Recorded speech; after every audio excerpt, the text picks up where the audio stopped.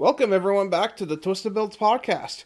So this is going to be episode 5 for us, and sorry it's been a little late. Life's been a little crazy.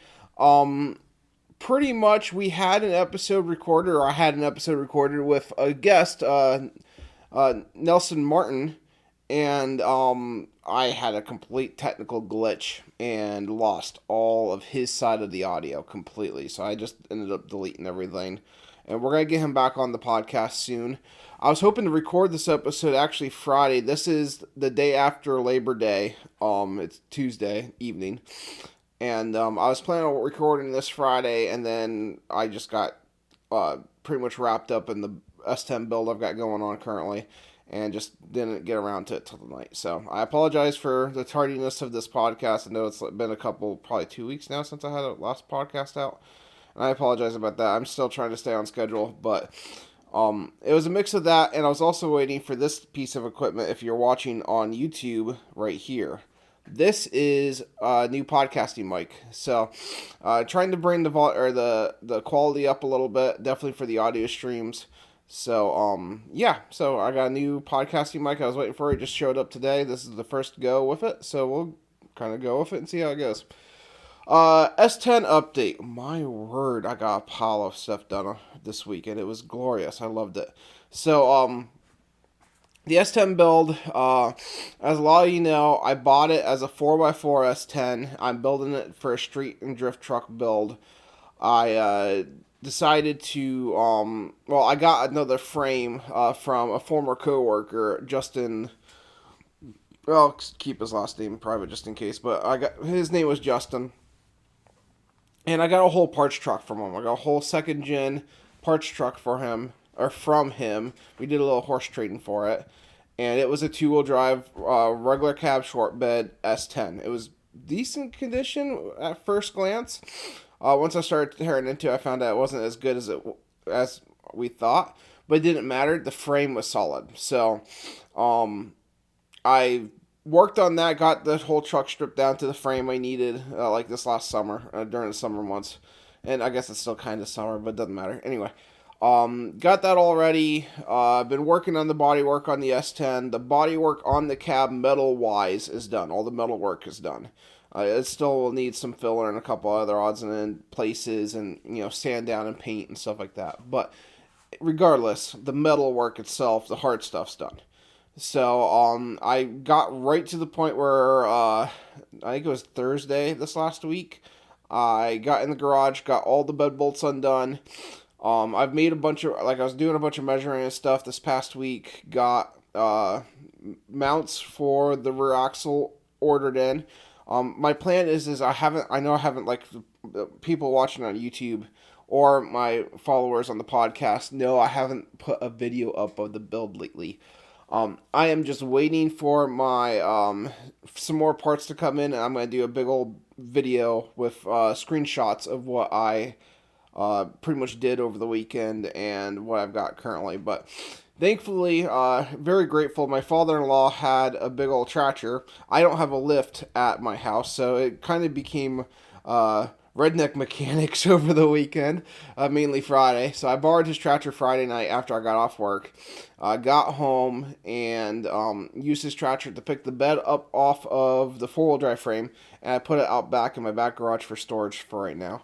I used the cab of used the tractor and strapped pretty much a hydraulic boom to the cab, and which was nerve-wracking because I just got all done with all the metal work on that cab. I wanted to make sure it was right, and I didn't hurt it or anything. So anyway, I got it strapped up, picked it off the 4-wheel drive frame, moved the 2-wheel drive frame from where it was pretty much in front of my back garage to my paved driveway.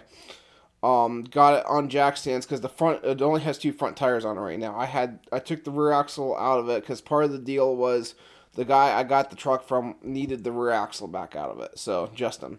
So, I got the rear axle out of it and took it back to him probably a couple months ago now. He found out the axle was junk anyway, but it doesn't matter.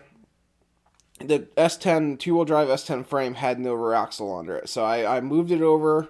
I put the rear of the frame on jack stands. The front had tires up. Just aired one of the tires up because it leaks. took the tractor with the cab from the 4-wheel drive frame, went across the yard, and dropped it on my 2-wheel drive frame.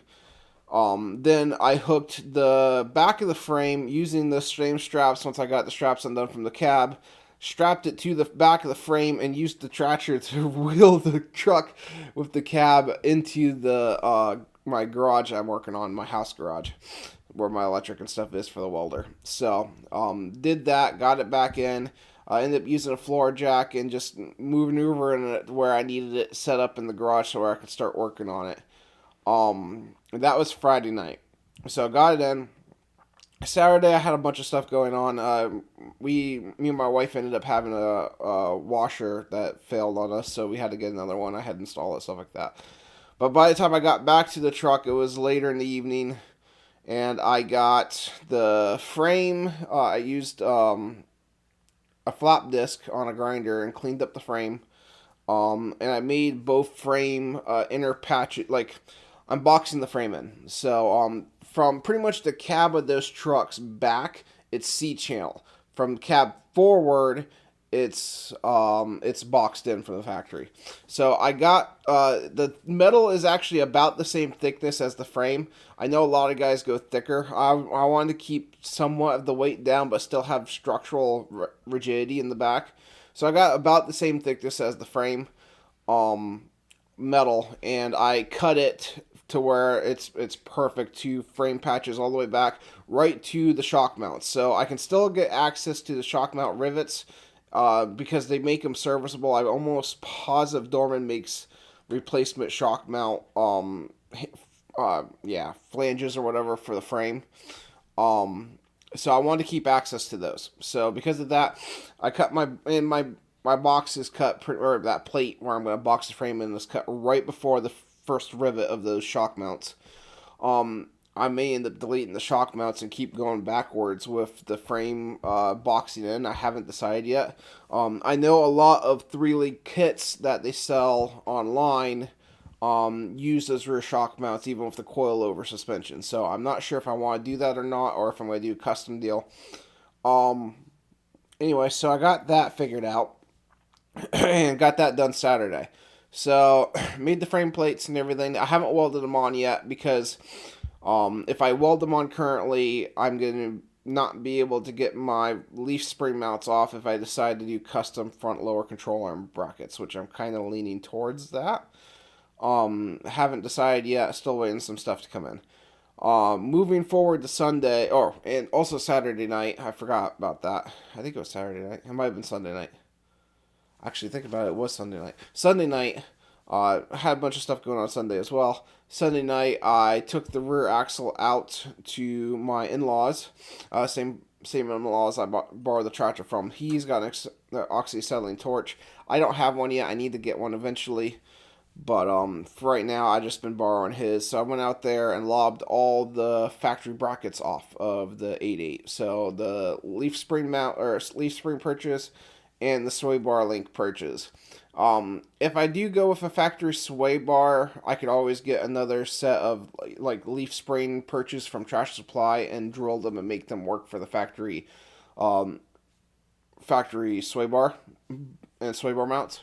But just for the sake of I want a clean tube, start with a fresh slate, I lobbed all the factory brackets off. So all the factory brackets are off. The factory like center diff weight and stuff is off. I saved it in case I want to bolt it back on, so don't freak out. I still have it, but yeah, got all that off. Then I think it was Labor Day morning. We had a Labor Day get together in the afternoon, so there was a stint in the afternoon I didn't work on it. But morning before that, I ground all of the leftover bracket because the torch isn't perfect; it doesn't get right to the tube. So I ground all the leftover bracket off. Got that ground off, took a flap disc to the whole rear axle, cleaned off all the rust the best I could. It's not perfect. It doesn't need to be perfect, in my opinion. So I got all that done and got the axles out, calipers off, brackets off, the original e-brake hardware off, and just kind of got it prepped, and that's where it's sitting currently. So and that was Monday afternoon. So everything there is like the axles tore apart, and right now, it sounds like I've got a buddy out in Scranton area that I'm going to be going probably tomorrow night, meeting up with him halfway or so and getting brackets from him and calipers and stuff. So we're going to see what he's got. If not, I've got a couple other Facebook friends that are local that have like whole rear axles I can get from them or whatever else. So, anyway, I'm getting what I'm doing, and I think I've mentioned this before, but probably not on this podcast. I'm doing 4 brake calipers in the rear. So the rear axle itself has got 4 calipers on it, 2 on each wheel. So 2 of them is going to be for the regular, probably the rear ones in the factory location for the Explorer are going to be the regular service brakes. So they'll be tied in with the front brakes to provide regular braking for the truck. The front ones, however, the front 2 calipers are going to be hooked up to my hydraulic handbrake. So, very grateful. I've got some Facebook friends that are into the local drift scene. I talked to one in particular. He kind of gave me an idea of what I need to do for a handbrake and make it right and stuff like that. So, it sounds like he was getting an eBay kit and then changing the master on him because the master is known to fail quickly. So, I'll probably do the exact same thing because he's a weekend drifter around here and goes out and drifts quite a bit. So I'm probably just going to follow his lead because he's done it. He's got the experience and just do the same exact thing. So that's kind of my plan is with the front calipers. And the reason I need to get, the reason I'm getting 2 more caliper brackets and calipers, well, obviously 2 calipers because I'm doing 4 calipers now. I only have 2. The other 2 caliper brackets, Chris Warda he's one of my friends on Facebook. I got the idea from him. I don't know if he just came up with the idea on his own or if he got it from somewhere else. But he took a left and a right brake caliper bracket, cut it right down the middle, welded the 2 together, bolted it back in the factory Explorer location, and there you go. You got 2 calipers per wheel. It looks perfect. It looks factory perfect. I am copying that idea and running with it. So, that's the plan. Is once I get all 4 caliper brackets, I'm going to cut all of them in half and weld 2 of them together, probably bolt them in place, weld them up, take them off, finish welding them, grind them, get them nice and clean, get them back on there, and that will be my caliper stuff. And people are going to be like, or I know are going to ask, well, what about the parking brake? The way I'm going to do that is the hydraulic handbrake. They make them where they have a lever for like a parking brake. That's how I'm going to do it. So I'll be able to hit the hydraulic handbrake, flip the lever for the to engage parking brake, and that will be my parking brake. It'll be the exact same thing as having a mechanical brake. And let's be real. Every new car that I'm a technician by trade, and every new car that I've been working on for I don't know, since 14 or 12, I think it probably came around 14, has an electronic parking brake. They're not mechanical anymore. They're literally ran by wires and electronic servos in the rear calipers to press out the caliper piston to hold the brakes on. That's your parking brake. So, because of that, I figure my setup is going to be perfectly fine. I'm not going to have to worry about it. It's if anything, it's better than the electronic stuff the new manufacturers are coming out with. It's still mechanical. It's mechanical over hydraulic, but still mechanical, and I'm not going to have to worry about it. So I'm just doing that, and we're going to roll with it. Once I get the rear done, I'll be moving forward to the front suspension. The Explorer rear, from what I took for measurements, is 59.5 inches wide. That is substantially wider than a 2-wheel drive S10. It's actually about the same. It's a half-inch wider than the 4-wheel drive rear axle for an S10, which works perfectly because what I'm going to do is I'm going to widen the front up the same amount, make custom control arms so that way I can get more steering angle out of it and just have clearance for everything, and then just run more backspace wheels, just like the 4-wheel drive trucks do, and that will make everything get back underneath the fenders and roll. So that's kind of my idea currently with the truck. And then you guys know it's getting the all-aluminum 6.2 that I got for dirt cheap, and then the MV3500 for now. That may change to an AR5 eventually if I grenade them. It's what I got for right now. I got probably 3 or 4 of the transmissions, so I can probably rebuild one a couple times as long as I don't hurt the case. I will be putting like a blast shield and everything on the transmission because I have a wife and I have a son I want to come home to, so there will be safety equipment on the truck. So that stuff's all coming. But um, I'm working right now on the hydraulic handbrake setup, like the rear calipers, rear axle stuff, and getting all the thread link figured out. I'm probably gonna do a Watts link setup for the rear. I've contemplated about pan hard bar because a pan hard bar would be a pile easier, but it's not the same as a Watts link. The Watts link definitely keeps it in the center better, so I'm still like trying to figure that out. But anyway, there's your S10 build update for the podcast. I know I'm like probably 15 minutes in on the S10 build update, but that I made all kinds of progress this weekend. If you are not friends with me on Facebook, and want to, just add me on Facebook. Or you can just go to my profile. I have a whole S10 build album where you can go start to finish, or it's not finish. You will be able to go start to finish once I'm done, but start to current time photos of all my progress during the build. And as I said, I will be, for my YouTube following, I will be releasing a YouTube video. I'll probably make it Thursday with an update. I'm hoping all my parts show up by then. At that point, I'll have it all and take video of these are my new parts. This is what I'm doing to the truck. This is the progress I've made, so on and so forth. So, but yeah, so that's coming. So, I've wanted to do this episode for a little while now. I've actually been thinking about it for a little bit.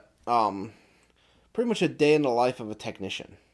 I think one of my next ones is going to be a gripes episode, but I know a lot of my friends, family, whatnot, like have mechanic friends or anything like that, but they don't have a lot. There's not a lot of dealership technicians out there, or they don't know what the job consists of for a dealership technician.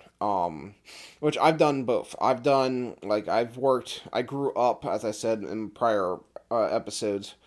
I grew up in a garage. My parents owned an independent shop, and that's where I grew up and learned a lot of what I know. Then I went to college and everything, or tech school, I should say, and went from there. But a lot of people don't understand, like, what how the flat rate system works, how a dealership technician goes through about his day, and I don't have time with all of them or anything. Obviously, I don't think anyone's going to, but I have worked for a Toyota Lexus dealer, and first ones I worked for was a Ford dealer. It may have been Ford Lincoln. I can't remember. I'm thinking it was just a Ford dealer, and then I worked for a Ford Lincoln dealer, and then it was a Toyota dealer. Sorry, Ford Lincoln dealer. Then it was an independent, and I've done independents. My career time frame is kind of all over the place because I've worked at independent shops that weren't my parents, obviously, and I've done the dealership game and stuff like that. So yeah, pretty much it was Ford Lincoln, Ford only, and also I did a stint with Toyota Lexus. If you're for instance, if you're ever wanting a car for you or your significant other, I have my wife in a Toyota RAV4. Very good reason for that. They don't really break much. When you're a technician with them, the vehicle line is awesome. I would recommend Toyota or Lexus to absolutely anyone I know. They are wonderful cars. Now, mind you, yes, everything breaks. Don't bring that up because I already know. Everything has a failure point. Everything breaks. Much, much better designed. The last RAV4 me and my wife had, we had it for, I think, just over 100,000 miles. We bought it used with 76 on it. I think it was 76, and we traded out of it with 177 on it. That thing was, it left us stranded once at 168,000 miles when the alternator died. And it gave me all kinds of warning before that. That was my own dumb fault. Because the lights started flickering and stuff it gave me plenty of warning. And I just kind of put it off. And obviously, it breaks down at the worst possible time. That's a story for another day. Excuse me. So, Okay, so day in the life of a Ford tech. So get to my day starts 8 to 5, or sorry, my day is 8 to 5 with an hour off for lunch. So I get to work at 8. Go, and most your dealership technicians are gonna be the same way. They'll 7 o'clock, 8 o'clock, 6 o'clock. It doesn't matter. They get to work. If they don't have a job left over from the day before, they'll get to work. They'll get to the front desk. Grab. Some people call them ROs. Some of them are tickets. It's pretty much RO is short for repair order. Pretty much whenever you go to a dealership, and most independent shops do the same thing, it's a repair order. So they will list on there what you want them to do to your car. So like for instance, simple one, state inspection, oil change, rotate. That three basic services. They'll be on that repair order. You will sign off for the work because that repair order is considered a legal document, and you're authorizing them to take your vehicle into the shop and do that work for you. At that point, so we'll go up in the morning. We'll grab a repair order or a ticket, whatever they hand us, and get cracking, and we'll get started right in. So we'll go, and I'm gonna go into a little bit on the warranty side, because that's what I do. I do, like, I would say a majority, like, customer pay versus warranty. It's like 90% warranty, 10% customer pay is normally what I do. Sometimes it will drop into like 80% warranty and 20% customer pay. Independent shops, it's all customer pay. Yeah, you'll have independent warranties, and I deal with independent warranties as well. And they pay customer pay time. So that's a whole like flat rate deal, which I'm going to get into as well. So take our example ticket. We're going to say it's a 2019 Ford Explorer. Comes in for, we'll say 18,000 miles on it. Comes in for state inspection, oil change, rotate. So each dealer kind of pays differently. But the dealer I work for pays 7/10 for the state inspection and 6/10 for oil change and rotate. So whenever I get that ticket and started on that work, I know I am making like 1.3 hours on that job. If it takes me a half hour to do it, I'm making 1.3. If it takes me 2 hours to do it because this thing was ran in Canada for all of its, 1 year of its life through salt and everything else, and this is a complete rust bucket, and I have to go completely through the car for state inspection and check every nook and cranny because of the fact that something I could miss could be a safety issue or whatever, and it takes me, 2.5 hours. And again, this is a complete example. It's not going to happen on a 19, but just as an example, you're going completely over this car. You spend 3 hours on this deal. You get paid 1.3 hours. So yes, that's kind of like how flat rate works. You get paid by the job, not by the time it takes you.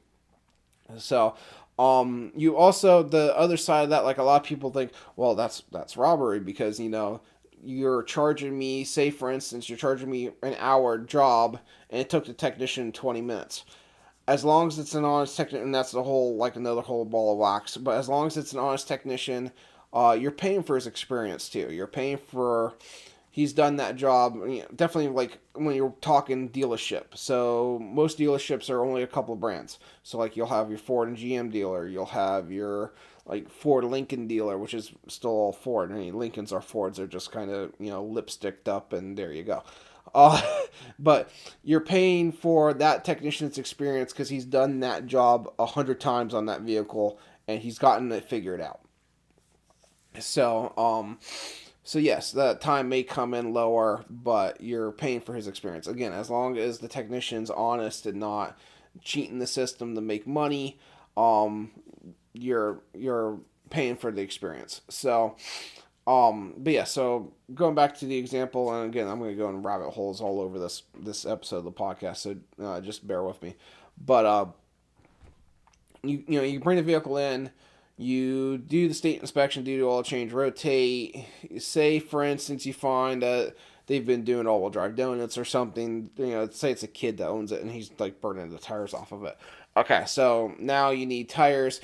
They're still high enough to pass state inspection, but they're definitely low enough with winter coming that you're recommending them. So You get on, and we do every vehicle, and most every dealership is like this. They do what's called a multi-point inspection.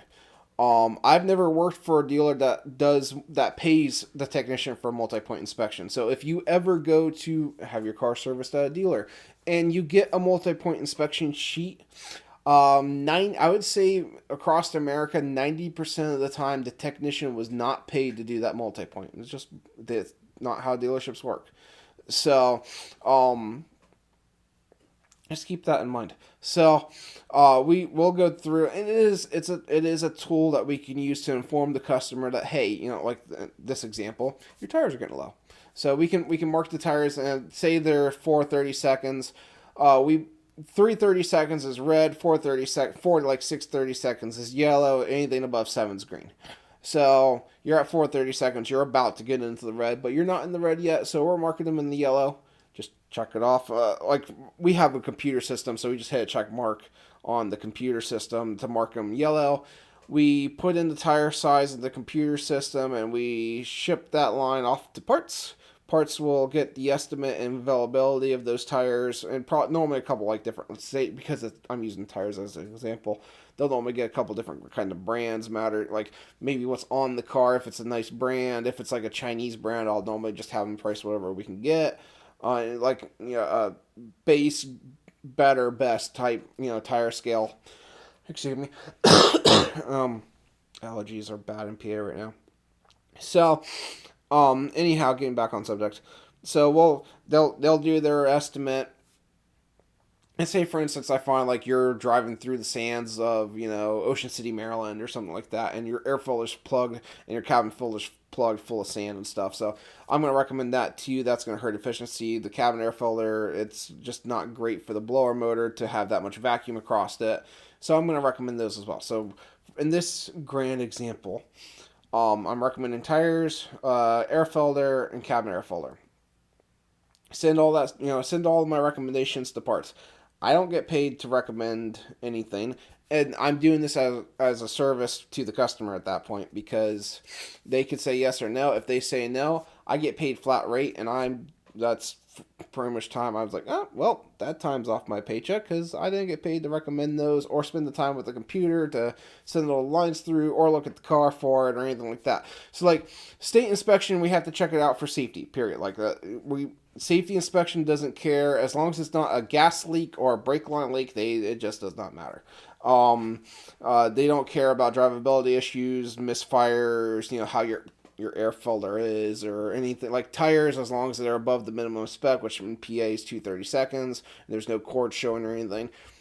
They don't care. You don't have to recommend anything with a state inspection as long as unless it's a safety required item, obviously, or something that's getting close to failing. That stuff you always want to mark down, but that's again rabbit hole. Get back on track.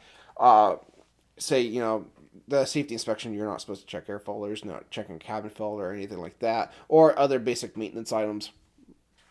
So, if your oil change is due or overdue or whatever.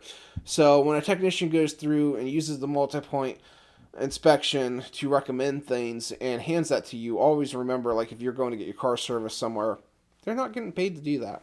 That is completely, when they say it's a free multi-point inspection, the dealer does not pay the technician to do it.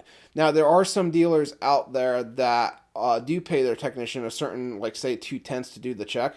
I have yet to see one of those dealers. I would love to see that because most like dealership principals and like service managers don't understand, like, if they were to even just do like a 2/10, pay each technician an extra 2/10 flat rate to do a multi-point, it'd probably be getting done a lot better.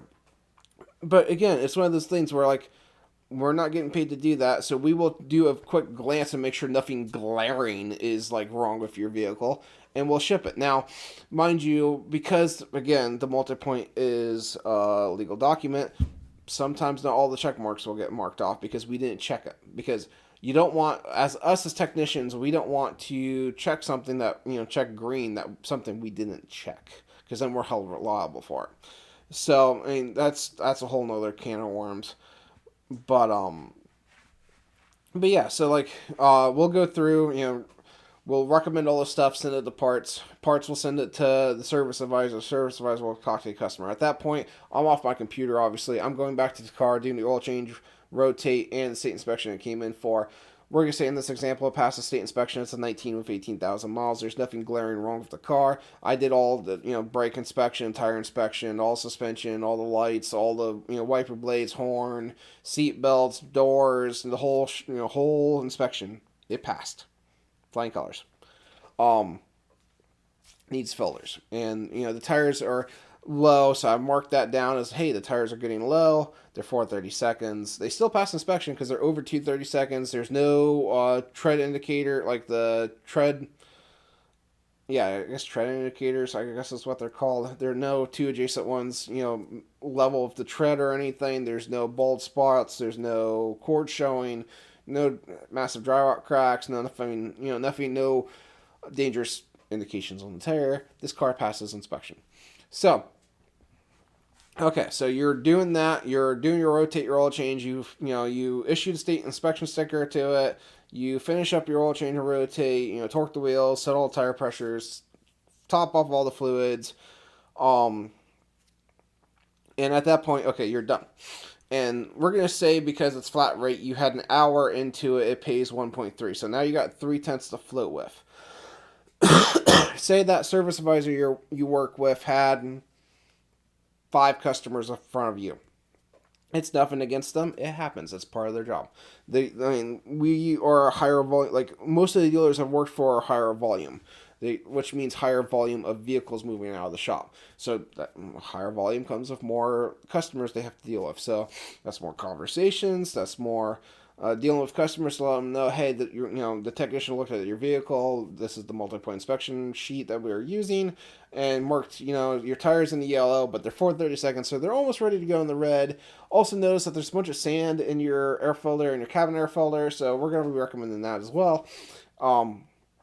And with possibly 5 customers before you.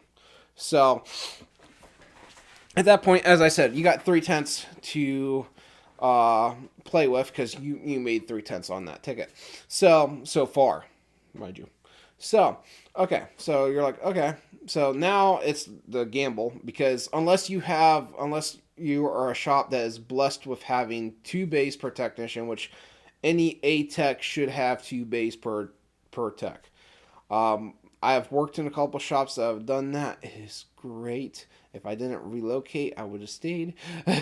But each A-Tech, because of the amount of heavy line work we do, should have 2 bays per technician. B-rate techs, they're the guys not normally rebuilding engines and transmissions. They're not as great with electrical diag. Those guys, that is a complete toss-up in the air if they should have 2 bays. If it's a good B-Tech, then yeah, he should probably have 2 bays. So he's got a dead bay. He can, which means you get a vehicle in, you start working on it, you order parts. It's a part right now. You let it sit, you have another bay to run while you're waiting for the first one. And you can, go back and forth. So like, okay, that bay is dead. You start on this vehicle, it needs parts ordered.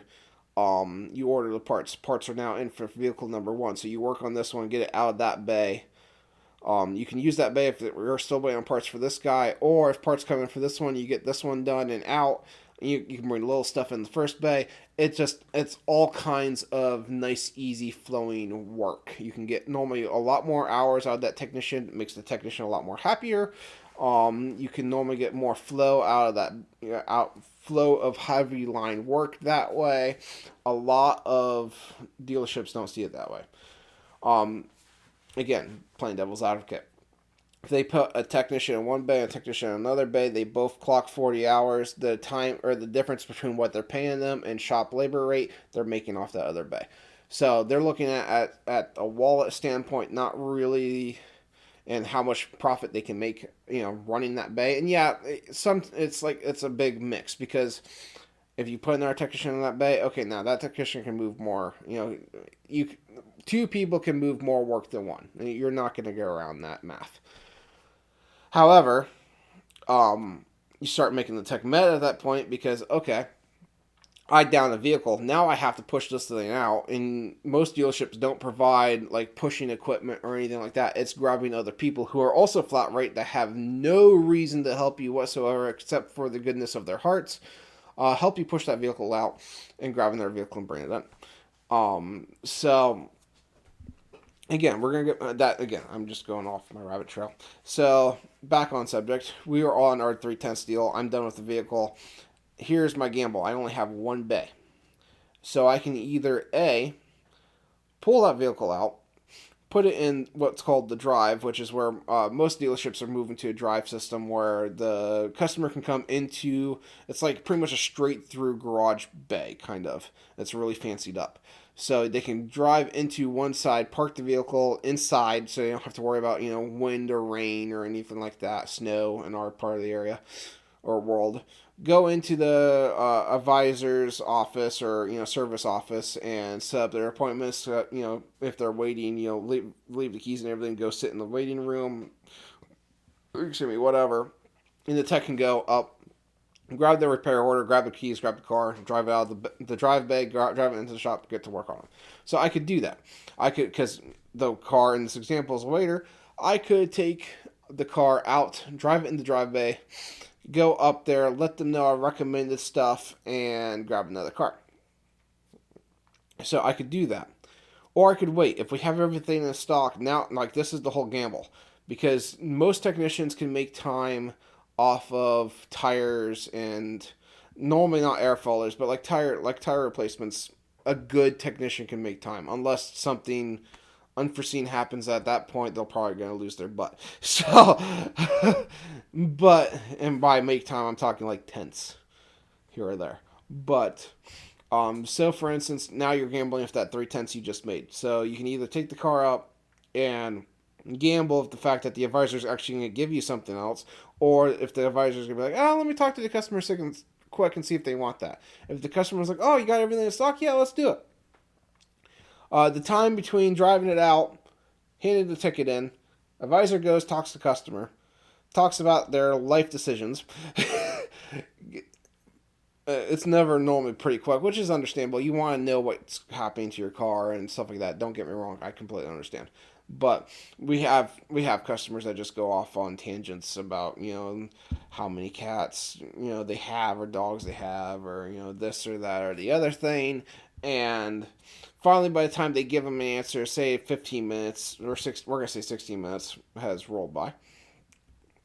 They get back and they want to do it now. Now you got to pull the car back in your bay, get it back up on the left, and that's all time that's not billable. It's like you just wasted that amount of time that you're not getting paid. So then you do the cabinet filter, the air filter, the tires, and normally we recommend alignments with tires. It's always good to do that because even just driving down the road, potholes or bumps and everything, the way metal is, it can flex metal and it can knock anything out of alignment, which could cause tire wear definitely on a brand new set of tires you just bought. So it's very cheap insurance. That's why most dealerships will recommend tire alignment just to make sure you're going to get the most life out of your brand new set of tires. It's always a good service to get. But say for instance, there we go. I just wasted, say, a half hour time. There's no way I'm going to make it up. Now I'm a half hour in the hole to finish this car up. Finish this car up, get it on the alignment bay, possibly make some time there, possibly not. We're going to say we break even. So the whole deal, you lose a half hour on that car because you gambled and by taking the car up.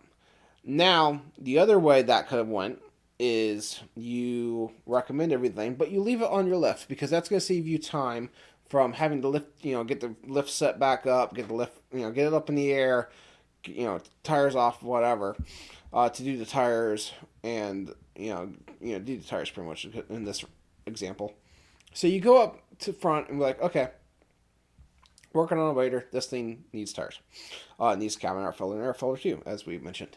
So there's 5, in this example, as I said, there's 5 people in front of you. So you wait for those 5 people to go through. And now you wait and the customer says no.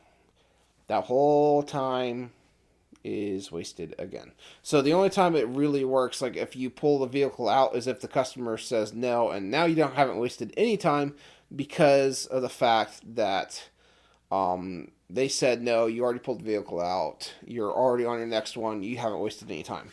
So yeah, it's like that's the mind game of what a technician will go through. Definitely when he's flat rate of he's taking gambles literally every single car. Definitely if it's a waiter, is taking gambles.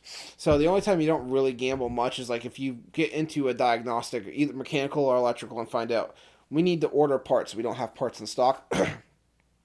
You can get that vehicle back together, take it out of the bay, go up, tell them what you found. They can decide if order parts or not, or get customer approval or anything like that. But because we didn't have the parts in stock, you're not wasting any time. The car's out of your bay. You're moving on to your next vehicle.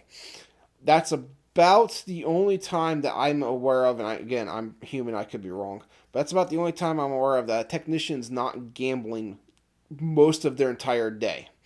So, and you're just gambling with time and your paycheck, pretty much is what's going on. If you wait and they say yes, like you have it up on the left, they talk to the customer, again, work through the file beforehand, they say yes, you run back to the parts department and say, hey, I got an approval, I need those tires pulled now, I need the air filter, I need the cabin filter, grab your parts, get it out there.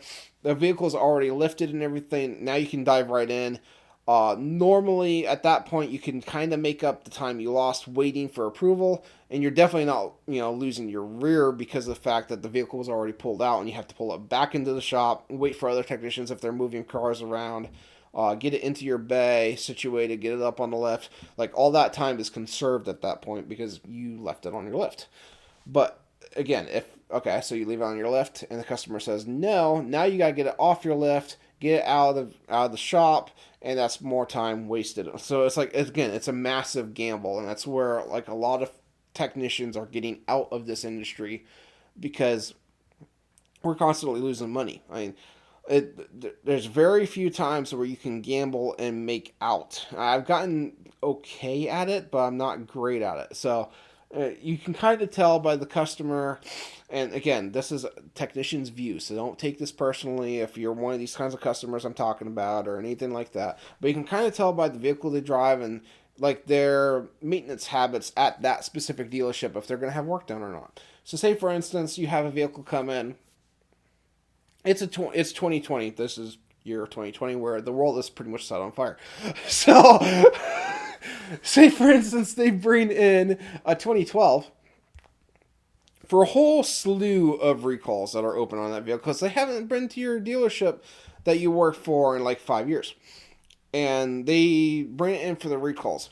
9 times out of 10, they are there just for the recalls and nothing else because they don't like dealing with dealerships and the higher pay rates and everything, higher, I guess, pay rate, but the higher dealership costs and stuff like that. They don't want to deal with a dealership. They'd rather deal with an independent shop. And because of that, they're just there for the recalls. At that point, if you find a whole bunch of stuff wrong with it that you marked on the multi-point inspection and you recommended stuff, and even if it was in stock or not, 9 times out of 10, those customers are not going to buy it because they either think the dealership's stealing from them from bad experiences in the past, or they know a guy that can do it cheaper. That's always a line I love to see because I get a lot of those cars back because they didn't do it correctly, or name your reason. They don't like dealerships. They think they're stealerships or a whole list of stuff, and they're not dealing with a dealership. They're just for the recalls and nothing else. At that point, it's not really a gamble. I can recommend everything. Pull that vehicle out, start it on the next one, whether it's a waiter or not. 9 times out of 10, they're going to say no, and you can move on forward. Same way with, like, if you get just a complete beer in your shop for an oil change, rotate, and state inspection. By some miraculous way, the thing passes state inspection legally because there's no way or in the state inspection manual that you can actually get this car for failing. But it's just complete, like say it's got 180,000 miles and the thing's just got a lot of wear and tear on it, but it still passes inspection. You do your oil change and rotate on it. You recommend a whole bunch of stuff. Like that would total the car out if they did all the recommended stuff because they've just been beaten on it without maintaining it properly. Those guys, those customers are probably going to say no. I've had, I would say, a good number in my career that have said yes. That has shocked the ever liver snot out of me. And at that point, most technicians don't care that they wasted some time bringing the vehicle out, bringing the vehicle back in, because normally those are big ticket items, big suspension repairs, because, it passes state inspection, but, it's just things are worn out, and, stuff like that. I'm using examples. Don't hold me exactly to what I'm saying. It's just, this is all relative examples from stuff I go through on a daily basis being a technician. So, but yeah, those most of the time those customers are going to say no. They're going to say nope, I don't want to do that. I know the car is a beater. I know I probably need to trade it in at some point, either at your dealership or somewhere else. And I'm planning on it. I'm saving up some money. List your reason, list your story. Doesn't matter. They're going to say no. Um, Most of the time, like that time, at those times, you kind of have an idea, definitely of the mileage on the car. That's a big indicator. And if we can see very top of our ROs, we kind of have a prior service history. It's great for like identifying if the vehicle is a comeback, um, for the same issue. Like say for instance, it just Ford's pinpoint test, not correct. For say it's a warranty repair, and you have to, like for Ford warranty, we have to follow the pinpoint test. Unless hotline or something else tells us otherwise, we have to follow the pinpoint test. And there's a lot of times it's wrong. And we don't have a choice about it. You have to follow it. And if you can get it to act up while it's still in the dealership position, you have a leg to stand on. If not, you have to release it to the customer. I don't like doing that. It doesn't happen often, but there's sometimes where we can't get it to duplicate the concern. I tell the advisor straight up, like, I don't think this is going to fix it, but I don't have a choice. This is what Ford told me to do. This is what I did. We have to release it to the customer. That's the next step. Tell them this may not have fixed it. They may be back again. The top part of the RO is great for seeing comeback, stuff like that. It's also great for seeing prior service history. So, like, if the customer, like, if you can see, like, glance at it quick and, like, okay, this guy actually maintains their vehicle, and you find legitimate stuff wrong with it, say an oil leak or something has developed since their last service, and you're recommending that, they may actually do it. So that's a point, again, where you're gambling. I always like to see, I'll hop onto the digital part of the RO and see if we have the parts in stock if I can. If we have parts in stock, then I'm definitely going to play the gamble game if it's a waiter. Because at that point it's already up on my lift. I can see what's going on, and just using an oil leak as an example on this one, but it could be, pick your part, pick whatever. It's all relative. Um, but at that point, like if we have the parts in stock, the guy, it might be higher mileage, but the guy has been maintaining this vehicle, and you can see it by the quality of the vehicle that he actually cares about it. And it's legitimately leaking. I'll take photos a lot of times. Picture speaks 1,000 words. I'm an honest technician. There are a lot of people out there in this trade that are not, and I wish we could get them out of the business, but it is what it is. Most of them anymore are going to be honest with you. They're not. Because the ones that are not honest normally get ran out of business. That's just the way it is. You're not going to keep going back to a garage that keeps ripping you off by doing stuff to your car that's not needed, correct? So because of that, most places that have shady technicians or shady, business practice or whatever, don't stay in business for long, or normally get a pretty good reputation for, dealing that way. So, getting back on subject again, rabbit holes. I'm just, going, off into them. That customer has been with your dealership for a while, getting their vehicle serviced for a while. They want that repaired. They want that oil leak repaired. They like their vehicle. They don't want an oil stain, or they they're like they'll go, oh yeah, I've been seeing an oil stain on the ground. I've been meaning to have it looked at. I just forgot about it when I made my appointment, or a lot of stuff like that happens constantly, which is not wrong. It's not bad. We're all human. We all forget or make. I forget a lot, but all forget, make mistakes, stuff like that. Um. So all right. So you go up there, now you're playing that gamble game. So vehicles on your left, you're ready to rock. Parts has everything you need to do that job in stock. You can either gamble with him saying, "Yep, we're going to do it today." Now it's your gamble paid off. You are not eating any time by dropping the vehicle down, buttoning it up, getting it out in the drive, waiting for an approval, yes or no, or getting another ticket and just making a mess because you only have one bay now. And they're like, "Oh, yep, we're going to do it." And there's already another car in your bay, which means you got to button that car up just enough to get it out the door or grab someone else's bay, or just pick your poison, because it's normally a downhill battle. It's almost a downhill battle every day because of running just a single bay. The technicians that have two bays, which I did have a second bay a while back in my career, that those technicians have it. I mean, those guys, it takes the gamble part out of it. Not always, but it takes a lot of the gamble of your time out of it. And again, we're only working 8 hours a day. So yeah, you can work more if you want to, but I have a family life. I do things with my business. Things with my build, stuff like that. I I enjoy my job. I enjoy wrenching. Don't get me wrong. I love wrenching. That's why I do my S10 build and the Firebird build and help my buddies with their builds and stuff like that. I love wrenching. Definitely on performance stuff. I love it. I absolutely love it. I also like being on the cutting edge of what's coming out. I want to say the cutting edge of technology. I do work for Ford, but the cutting edge of what's coming out. So the latest and greatest vehicles and stuff like that.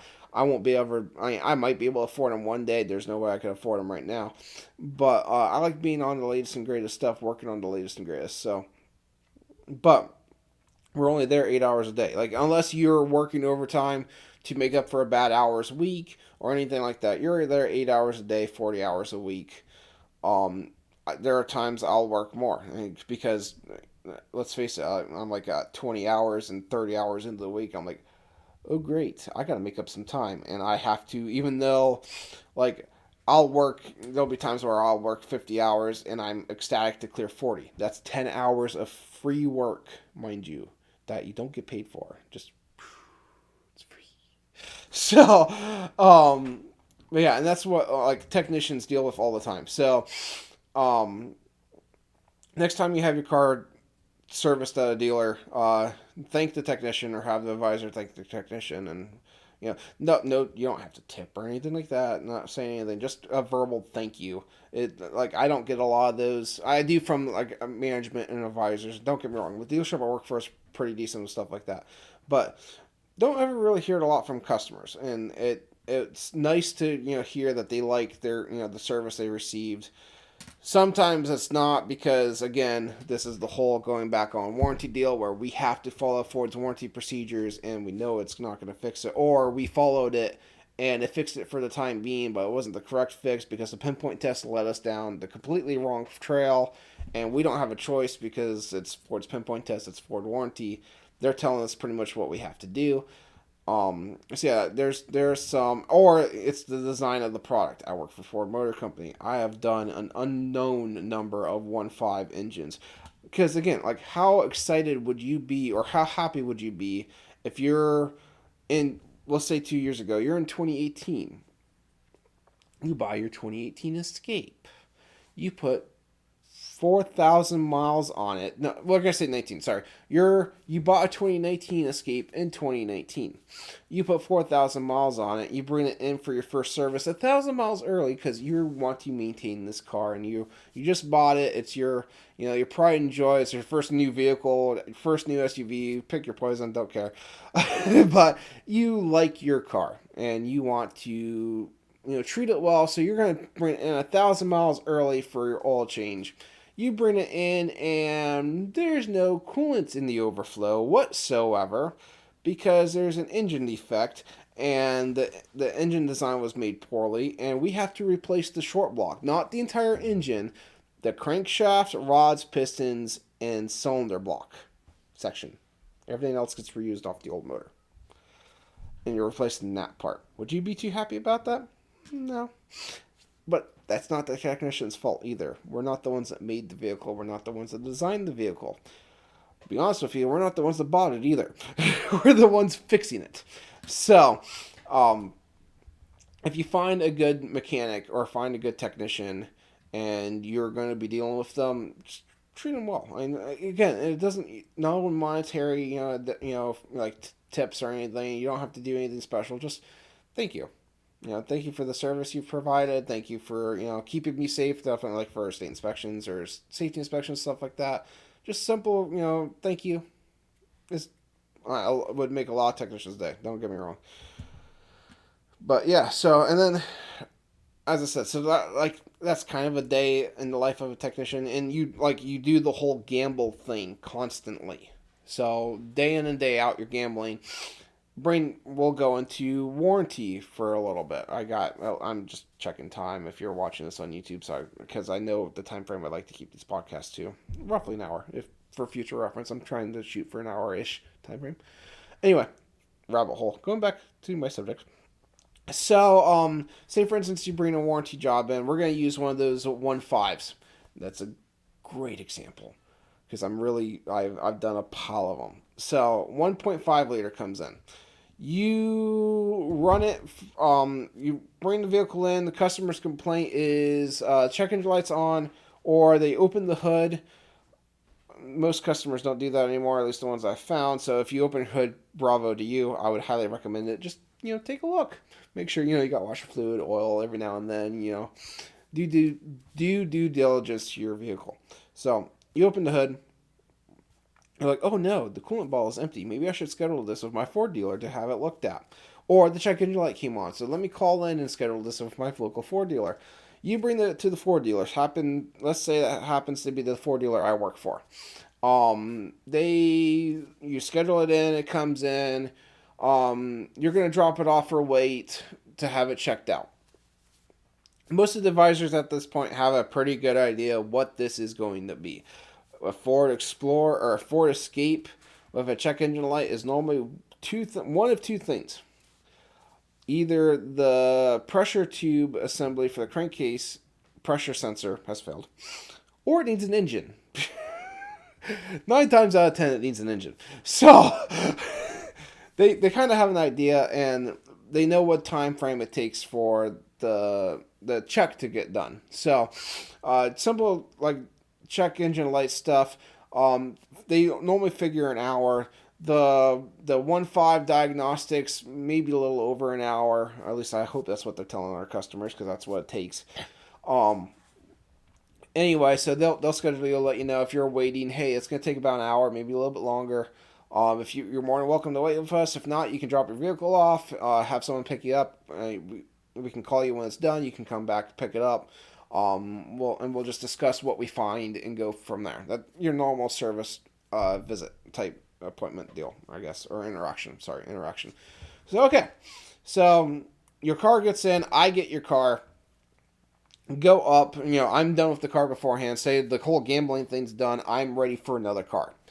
I grab your car, take it down to my bay. It is blatantly under warranty. We'll say it's a 2018 with 19,000 miles on it. You don't drive it a lot. You live in town, you work in town, you don't really need to commute very far, so you don't have a lot of mileage on your vehicle. I'm just using this as an example. So you got a 2018, 18,000 miles. It's blatantly underneath powertrain warranty, or emissions warranty, or possibly bumper to bumper, depending on when you bought it. Excuse me. So, okay, so I get the vehicle in. I know it's going to be covered probably under pick a warranty. It's probably underneath one of them, as long as the purchase date is within the 336 for bumper to bumper. Okay, this is under warranty.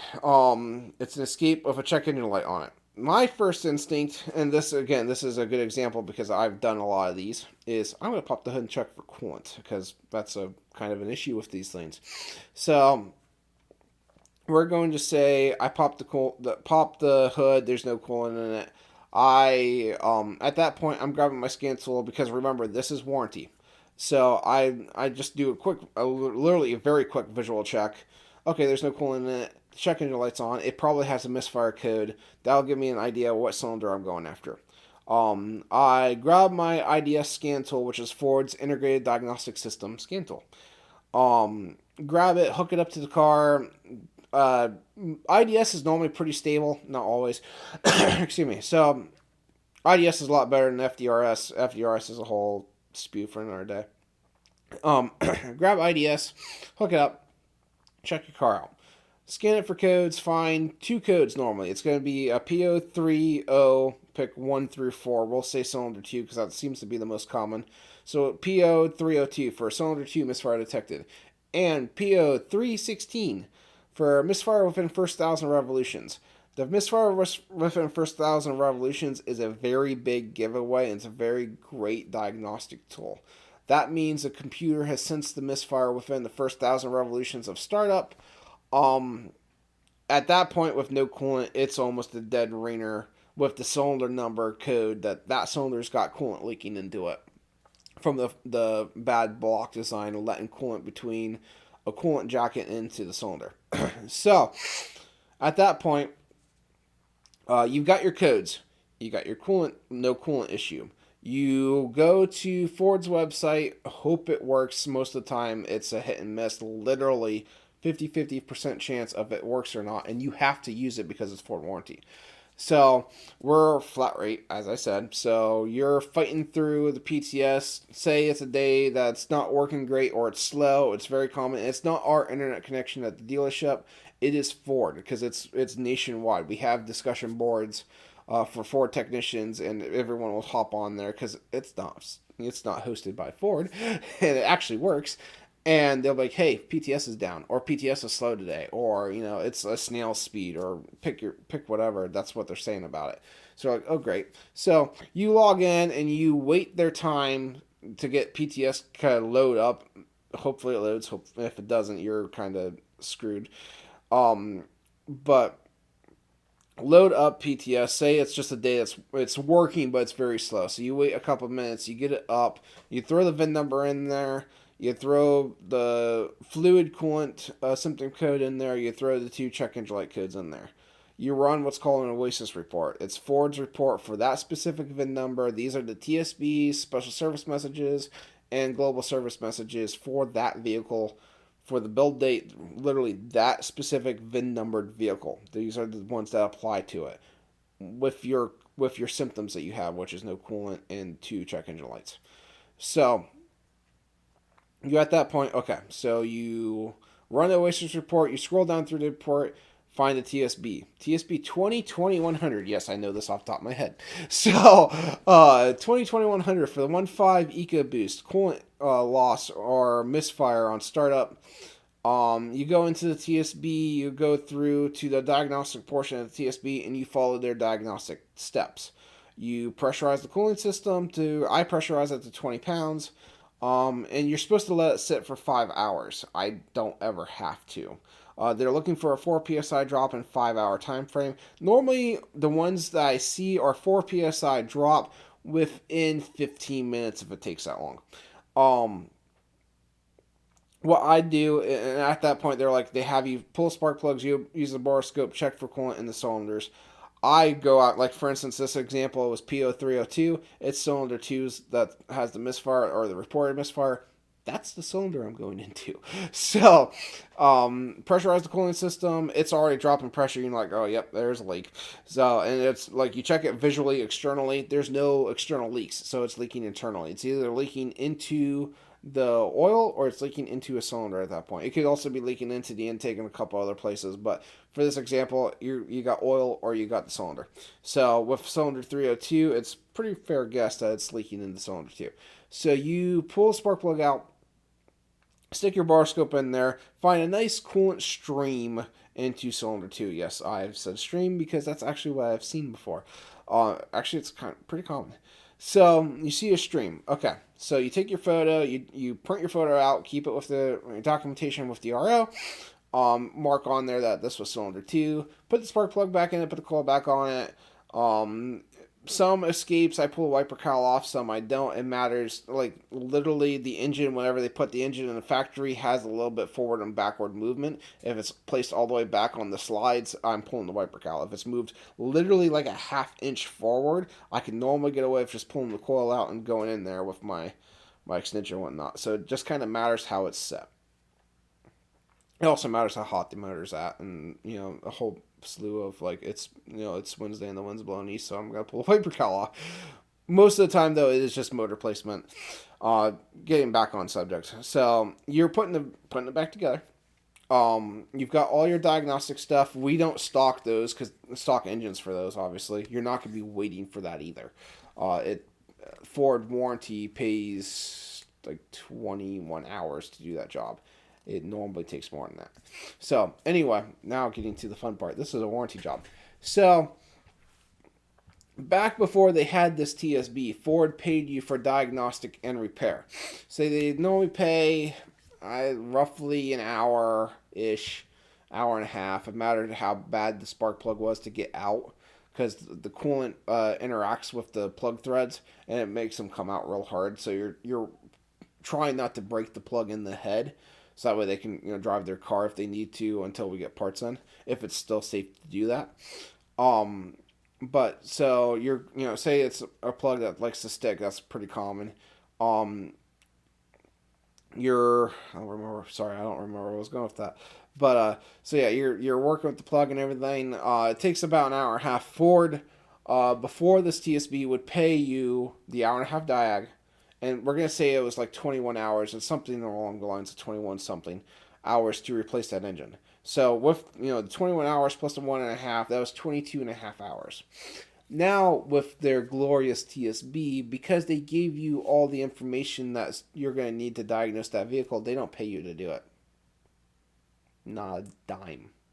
So the time you go grab the RO, grab the vehicle, bring the vehicle in your bay, pressurize the cooling system, bring the vehicle in your bay, pop the hood, find out there's no coolant in it, hook up IDS, hope it works that day. Scan it for codes, pull the codes out of it, get on PTS. PTS is slow that day because Ford servers suck. Run the codes in PTS along with the low coolant deal to run the Oasis report. The Oasis report spits out the TSB. The TSB, because we have to, like with every warranty RO, you have to print out an Oasis report with the symptoms on it and the codes that you found. So there's no way of bypassing that step. You have to do it. It's part of the warranty documentation. So you do all that stuff. You know, like I know the TSB number by heart. I know the diagnostic steps by now on that TSB by memory. But you still have to have that TSB documentation with that specific RO. And at that point, you have to do your diagnostic. You hook up the coolant pressure tester. Your coolant pressure test the system. Mark the droppage for that specific vehicle. I normally only go after the cylinder that has the misfire code on it. If it only comes in with a PO316, I'm popping all the plugs and checking each cylinder for coolant leakage. At that point, if you find one that has coolant leakage, you record it, you print out the borescope photo, you mark the borescope photo with which cylinder you're in, date, and RO number. Sometimes VIN. Most of the time I actually do the VIN number as well. That way they know that that photo goes with that car. You're not using the same photo for all kinds of different cars. That specific photo is for that vehicle. So, okay, now at that point, you put the vehicle all back together, fill it full of coolant, and normally over full because it's going to use some coolant. Get the vehicle, the repair order all figured out. Do your free multi-point. Once the free multi-point is done, you send all the information to the parts.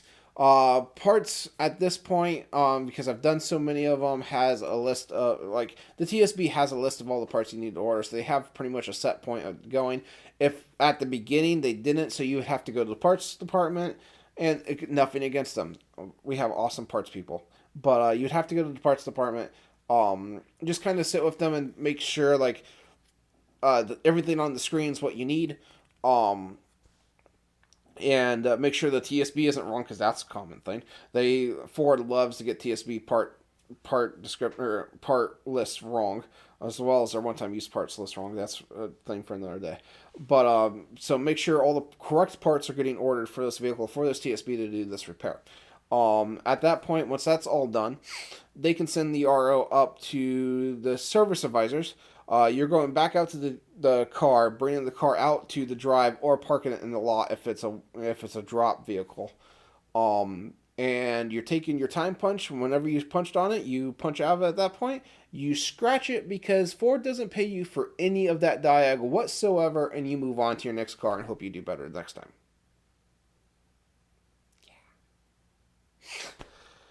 That's why, like, the hashtag Max Exodus. I don't know if anyone who watches my podcast or my YouTube channel has looked into it. Get on Instagram or Facebook and search hashtag Mass Exodus. You'll find all kinds of technicians with their toolboxes on trailers leaving the industry. That's also going to equate for like longer wait times for getting your vehicle repaired because it's a thing.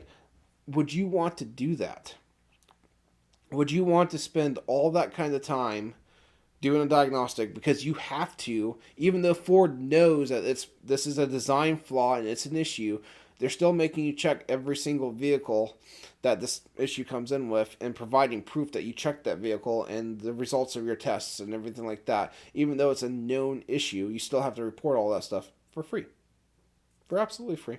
And that's just one example. Like recall times are way too low. There's a bunch of warranty time. Like warranty is just it's ridiculous. A lot of times you'll have what we have customer pay and warranty pay. So warranty pay is normally always less.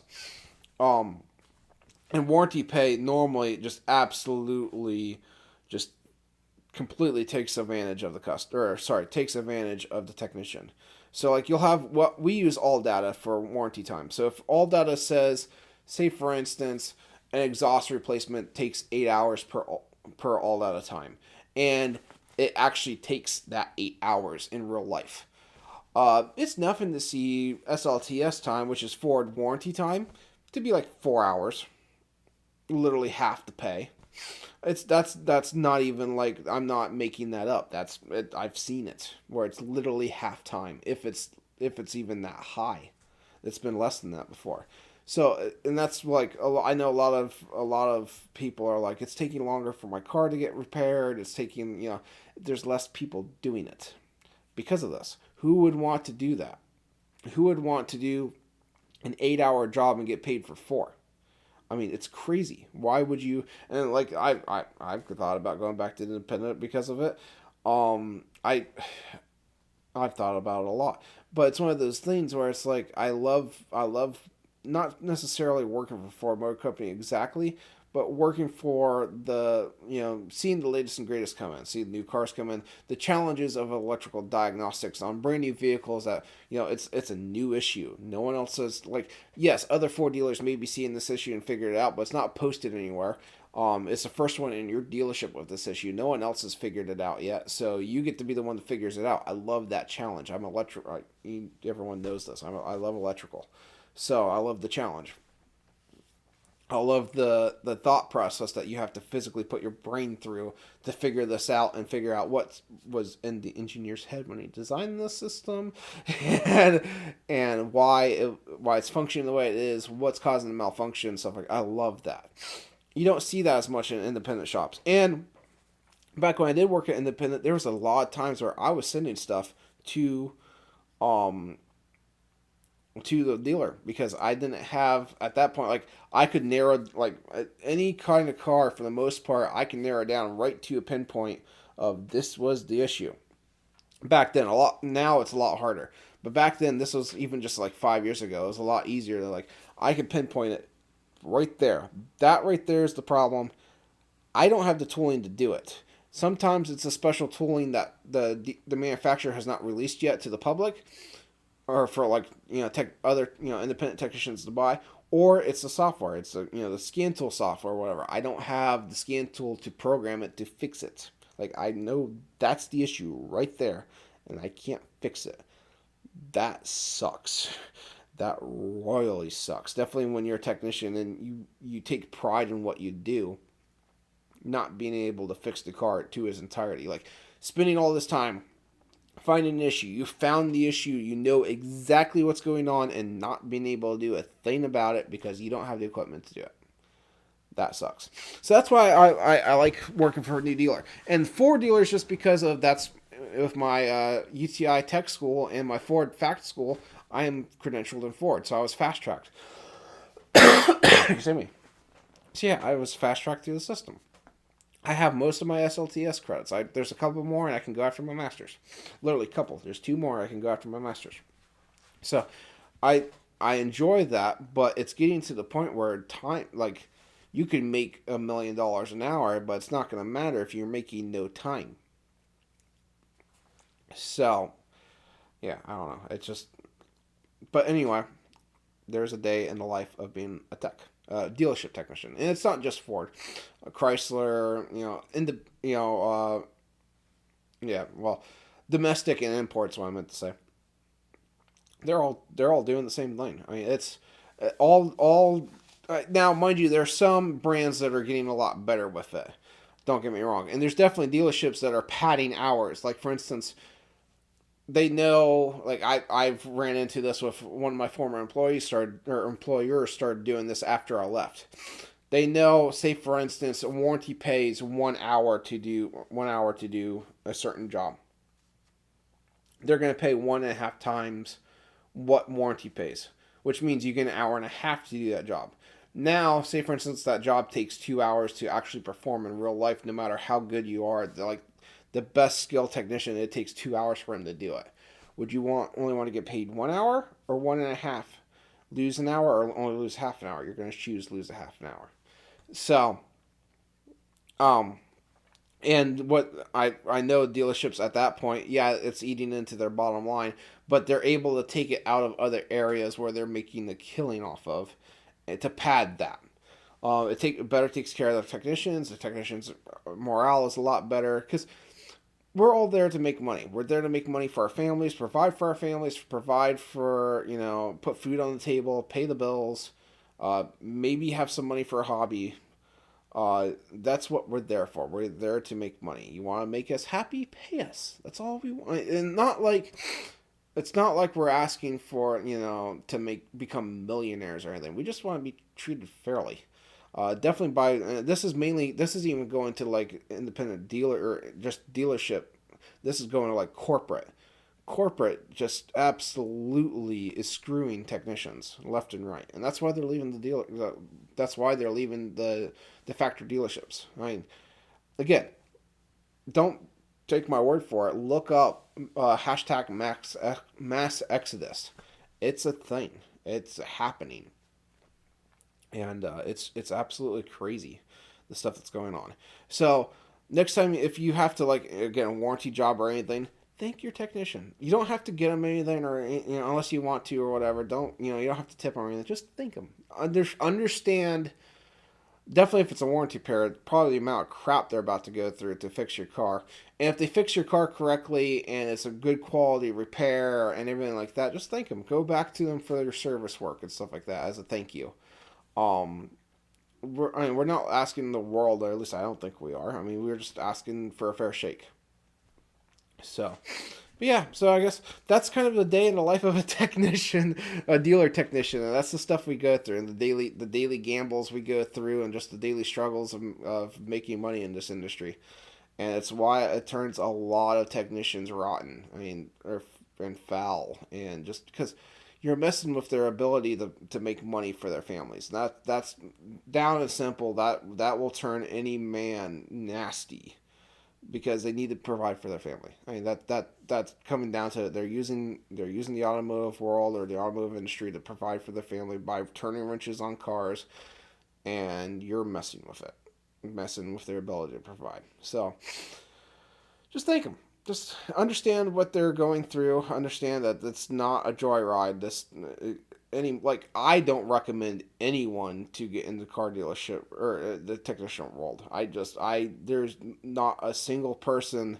Like, I remember back even when I was working at an independent shop, I had one of the local tech schools bring a kid in to shadow me for a day, and the first things I said literally to this kid is, "You do not want to do this for a living," and that was 5 years ago.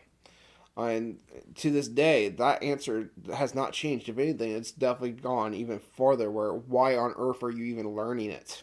Why are you wasting your time? Learn a different profession that you can actually get treated well with. Because we're expected to have the knowledge of a doctorate with the pay of a janitor. I mean, and that every I hear that all the time, and it's the honest truth because that's the way it is. We're expected to know absolutely everything on that car and the ways it can go wrong, and we're technicians. We're not the ones that engineered it. We're not the ones that designed it. We're not the ones that did the research and development on it.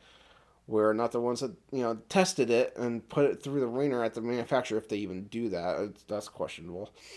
We're not the ones that bought it either. Sorry, people. We're not the ones that bought the vehicle. We're the ones fixing it. Fixing it to the best of our abilities with the information we are provided by the manufacturer. So it's just one of those things we're trying to most technicians you're going to find anymore, definitely the ones that are left in this field that haven't just jumped ship already, are going to be honest technicians that are trying to take care of you. I mean, they know, most of us know that we're not going to make money by ripping you off. You might make it the first time, but you're not going to go back there. Why would you? So we're not, like, for me, I don't rip. I try my hardest to make sure people understand. I'm not trying to rip them off. I'll take photos of the issues because, again, photos speak. That's the great thing about cars. Cars don't lie.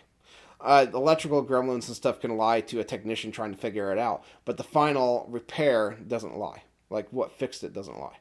So, and like photo evidence of like your brakes are metal on metal. That's not a lie. You need brakes. It's visual. Here's a photo of it I took of your car. You want to come over to your car and show you? Here, let me show you. So, and a lot, you'll find all kinds of technicians are like that. They're not out there. Definitely dealership technicians as well. They're not out there to screw anyone. They're out there to make an honest living. And so, as I said, I just thank them. Thank your tech. Understand the stuff we're going through. Maybe someone at higher corporate level hears this and understands the stuff we go through.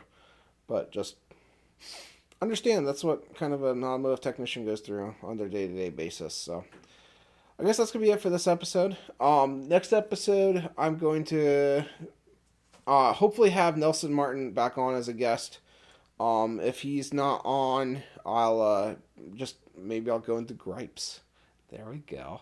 So, hopefully I'll have another S10 update for you by then. But I guess I'm going to wrap it up there because I'm going long. So, okay. Hey, thank you everyone for listening to the Twisted Builds podcast. At the very end, let me update you. We're on iTunes or iHeartRadio now. So if you are an iHeartRadio user, you can go on to iHeartRadio, search Twisted Builds podcast, and you can find us there. You can also find us on Apple Podcasts, Google Podcasts, Android Podcasts, and Spotify currently, as well as YouTube, and on my website, twistedbuilds.com. So, all right, guys, thank you for watching, and guys and gals, thank you for watching. Thank you for listening. And I hope you guys have a great day. Bye.